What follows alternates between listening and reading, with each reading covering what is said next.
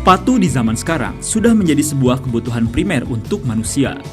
Kemanapun manusia berjalan atau bepergian, sepatu adalah opsi pertama yang dijadikan alas kaki.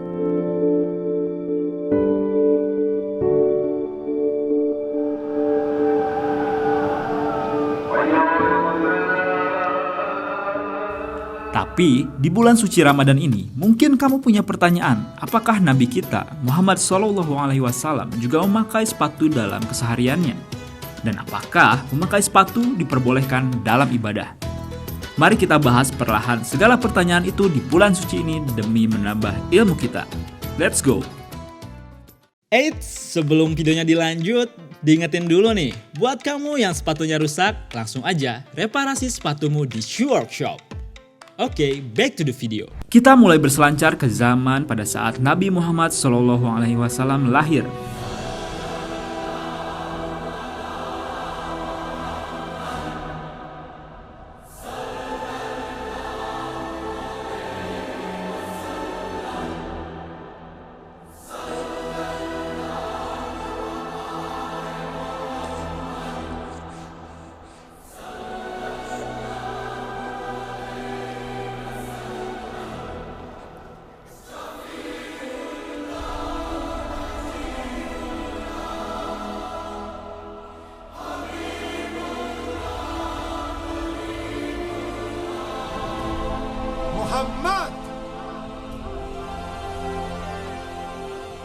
Pada 12 Rabiul Awal tahun 571 Masehi. Jika kita hitung di kalender Romawi, kurang lebih 1450 tahun yang lalu beliau diutus oleh Allah Subhanahu wa Ta'ala untuk mensyiarkan Islam di dunia ini. Seperti yang kita tahu, perjalanan sepatu modern itu ada pada tahun 1900-an. Tapi kita juga bisa berpikir secara radikal bahwa tahun-tahun sebelum lahirnya sepatu modern, pasti manusia juga menggunakan alas kaki, iya kan? Dikutip dari National Geographic dalam jurnalnya mengenai sepatu pengubah sejarah dunia, mencatat bahwa sendal emas menjadi tren pada tahun 30 sebelum Masehi hingga 300 tahun Masehi. Sandal emas menjadi simbol status kebangsawanan yang kuat. Bahkan di Mesir Romawi kuno sempat menjadi alas yang dibanggakan dengan emas murni sebagai hiasannya. Jika kita terka, maka tren alas kaki zaman itu adalah sandal. Begitu juga ketika Rasulullah SAW diutus ke dunia, alas kaki di bangsa Arab saat itu adalah sandal. Diriwayatkan bahwa alas kaki Rasulullah SAW memiliki satu pencapit serta 2 tali pengait. Bila kita lihat dari riwayat ini, maka kondisi alas kaki sangat menyesuaikan lingkungan gurun berpasir. Bila kamu ingin melihat siluetnya, dan bila ada rezeki, silakan pergi ke Turki, tepatnya di Topkapi Palace Museum.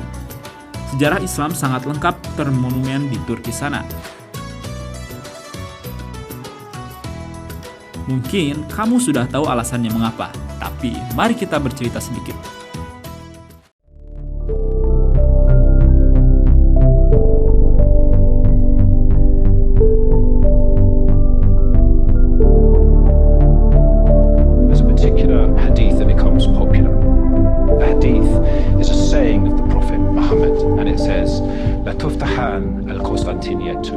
Surely you, the Islamic nation, will conquer Constantinople.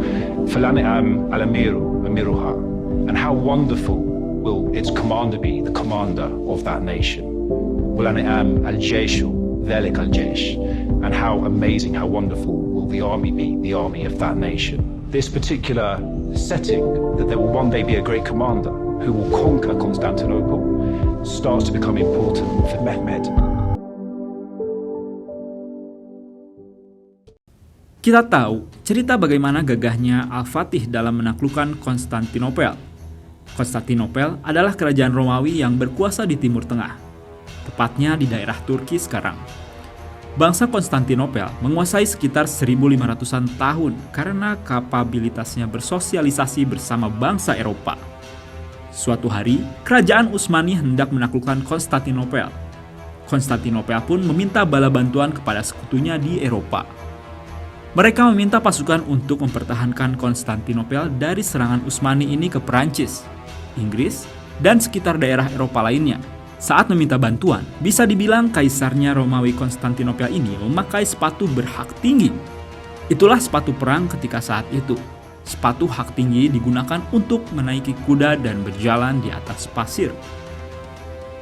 Ia mengenakan sepatu ini ketika bertandang ke sekutunya di Eropa.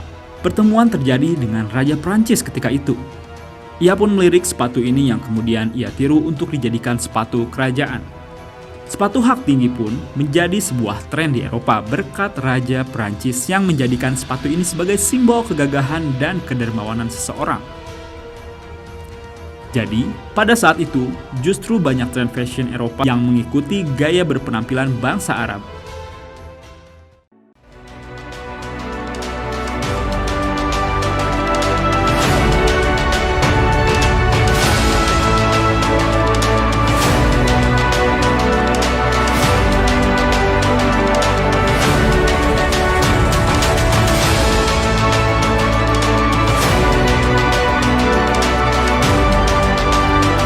Hingga akhirnya Konstantinopel berhasil ditaklukkan dan Islam menguasai dunia.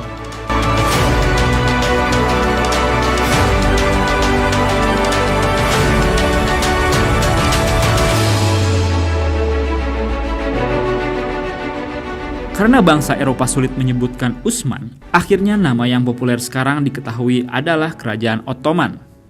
Kerajaan atau dinasti Ottoman menjadi kekuatan Islam pada masanya sehingga banyak artefak peninggalan yang disimpan baik di negara Turki sekarang.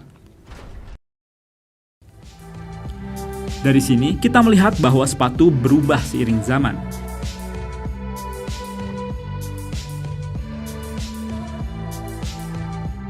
Bisa disimpulkan kalau sepatu itu pasti akan selalu menyesuaikan kondisi lingkungan dan keadaan.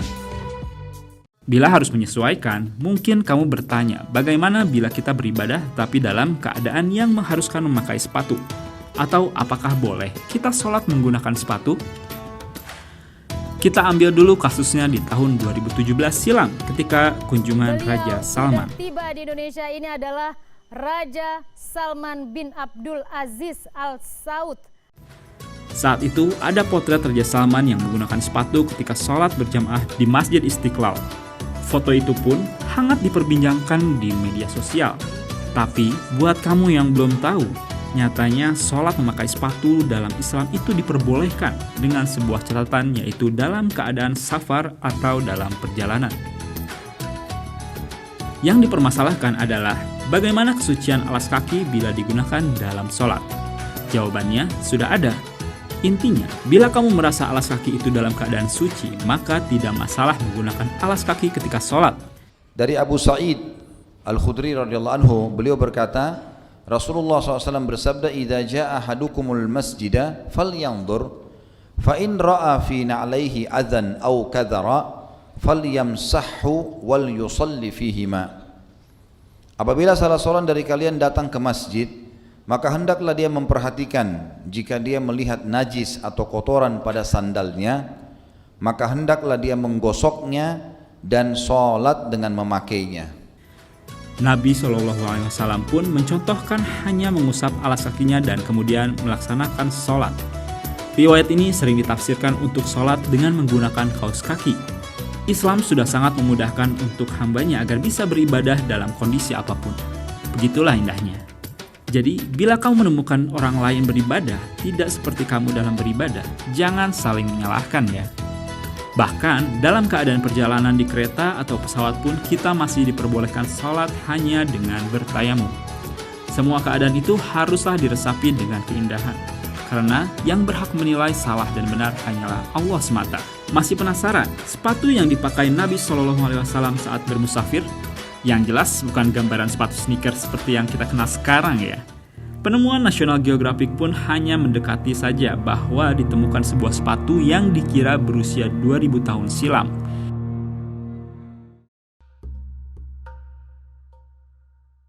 According to Merriam-Webster, a shoe is defined as an outer covering for the human foot, typically having a thick or stiff sole with an attached heel and an upper part of lighter materials, such as leather. The usage of footwear started astoundingly early. Scientists have deduced from observing the reduced thickness of the smaller toes, which could result from usage of footwear, At approximately 40,000 to 26,000 years ago, people have started using footwear. Yang jelas, zaman dahulu ketika Nabi Shallallahu Alaihi Wasallam diutuskan ke bumi, bukan berarti tidak ada tren sepatu.